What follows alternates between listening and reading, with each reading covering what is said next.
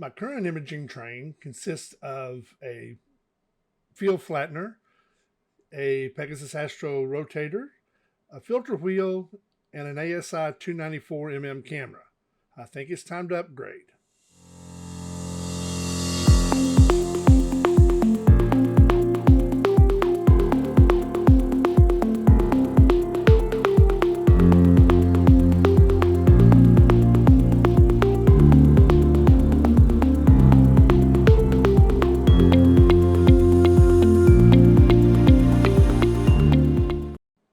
My current imaging train consists of an ASI 294mm camera, a 1¼ inch ZWO filter wheel, Bader LRGB 1¼ inch filters, and Antlia 3nm narrowband filters, SHO filters. I want to upgrade to an IMX571 sensor, such as the ASI 2600mm or a Poseidon M camera, but that requires 2-inch filters. Although I'd like to do all of this at one time, the budget doesn't support it. So we're going to start out with a 2-inch filter wheel, and we will go with 2-inch Antlia LRGB filters, the V Pro series. I'll keep the same camera for now and utilize my Antlia SHO filters. That requires me to have some type of an adapter, and I'm going to use the ZWO 1¼ to 2-inch filter adapters. So we'll open up the 2-inch filter wheel, get it taken apart here. You have to take out all of these little screws on the back. We'll speed this up here so that you don't have to watch me take all of these screws out. But we'll get the 2-inch filter wheel opened up, and then we will be able to install our new filters. In order to do that, the 294mm camera requires the 11mm thick tilt adapter. That's ZWO's recommendation for connecting that camera to the 2-inch filter wheel. In order to do that, I've got to take the filter carriage out of the filter wheel. So there's 3 small screws here in the center that have to come out. And then I'll be able to remove the filter carrier from the filter wheel itself. And then I can bolt on the tilt adapter, which will then accept the camera. The filter wheel kit comes with these darkening rings to cover the holes and so forth to prevent any light leaks. That's a new addition. It does come with all the hardware. So we will take and get that oriented correctly, get the screws out that we need, and then we'll get the tilt adapter attached to the filter wheel. That will then allow me to connect the camera to the filter wheel as well.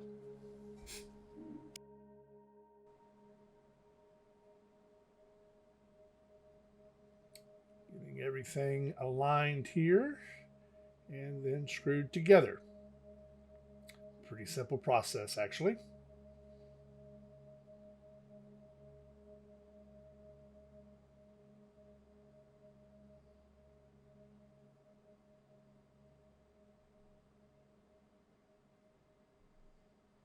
And once we get that done, now we have that will accept the threads on the nose of the camera.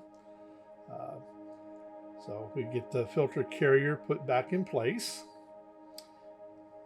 Not sure whether you have to make sure that you get it oriented back in the same position that it was, but I started out with filter position 1 at the top over the opening, and I'm putting it back in that same orientation just in case. Again, don't know if that makes a difference or not, but I didn't want to take any chances here.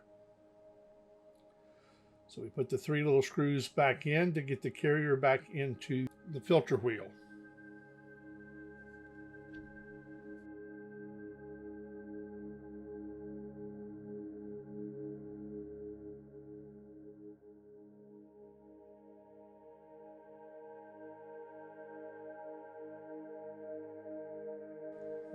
These screws are a little bit fiddly, but And the screwdriver isn't actually magnetic, but they do stick to it because of the size, so it wasn't too terribly bad. Get those in place, get the filter wheel back, make sure that everything turns correctly, and then I'll get it back into the correct orientation where I started again with position number 1 back up over the opening.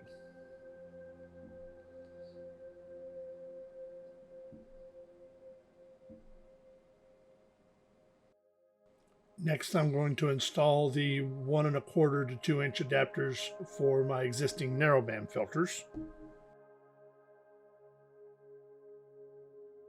Put in LRGB, so then SHO will go in the last 3 positions there, 5, 6, and 7. Again, very fine threads. I want to be very careful here and delicate. Didn't want to get anything cross-threaded. It's a little bit fiddly, but I wanted to make sure I didn't mess anything up. So once I got it started, then it was easier than just to take the screwdriver to get the thread started there.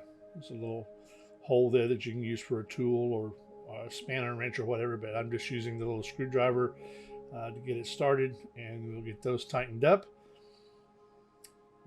Once I get it all down like it should be, nice and snug, and we'll move on to the next 2. So again, speed this up with the magic of editing here and get them all 3 in there good and tight.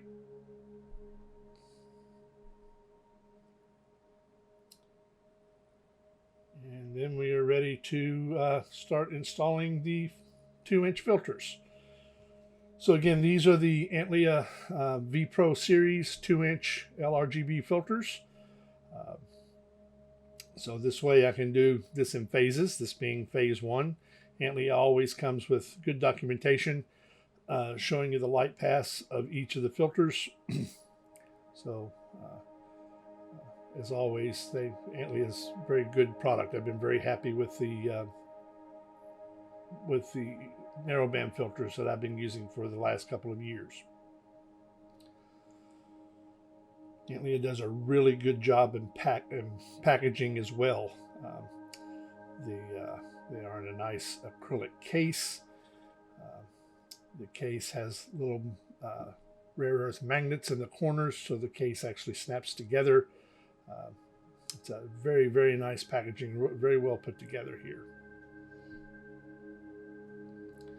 And before I handle any filters, I always put on my real gloves so that there's no oils on my fingers or anything have any chance of getting on the filters. So we'll start with the luminance filter here.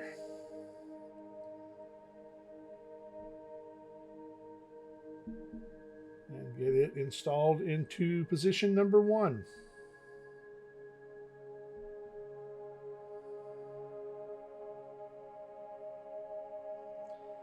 Screw in quite nicely, and then nice and tight, nice and snug.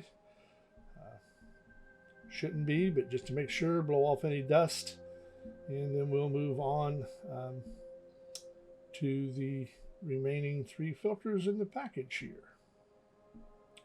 Helps if you turn the lid around so that the magnets line up properly.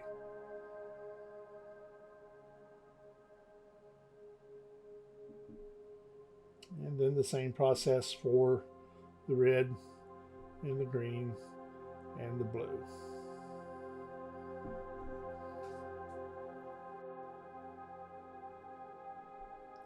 Once we get all of those installed, now I'm going to take the SHO filters out of the 1 1/4 inch filter wheel. So I'll take it off of the old imaging train, take the screws out of that filter wheel.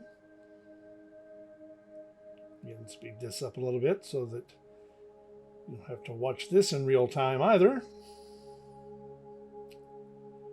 And then we're going to take out the sulfur filter here. These are 3 nanometer 1 1/4 inch filters. And we'll install that into one of the 1 1/4 to 2 inch adapters.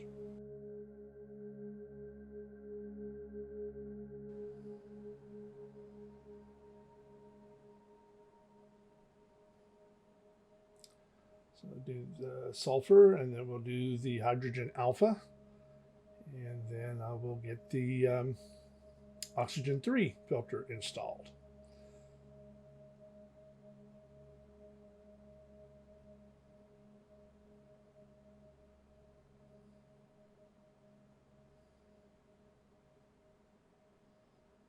So once you get those installed, you gotta make sure they're all snug.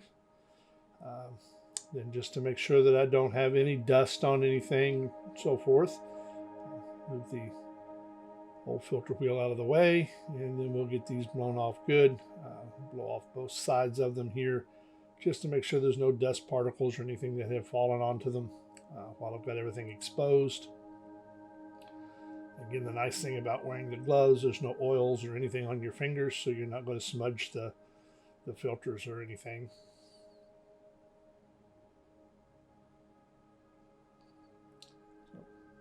Off each one of them, make sure we got them nice and clean so that we don't have any issues moving forward.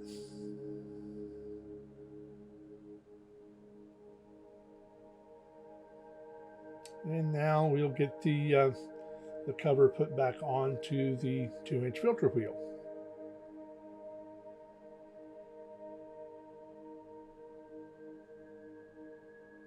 Line back up and put all the bazillion little screws back in.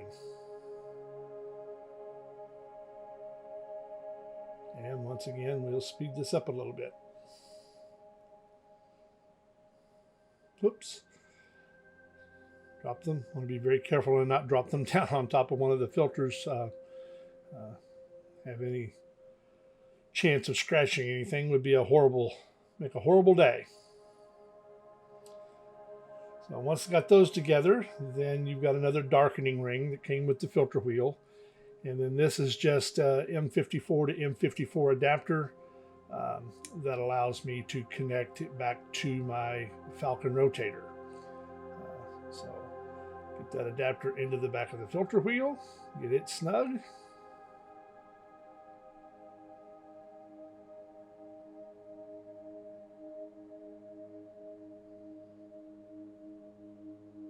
And then we'll get the rotator put back on.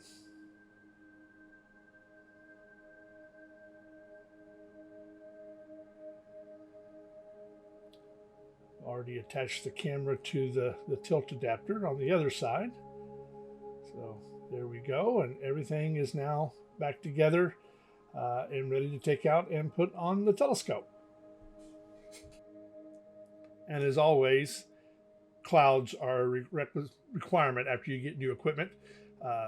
Did finally get a clear night, and after going through the process of Nina and recalibrating all of my filter offsets, I was able to catch a few photons with the new filters. This is M101.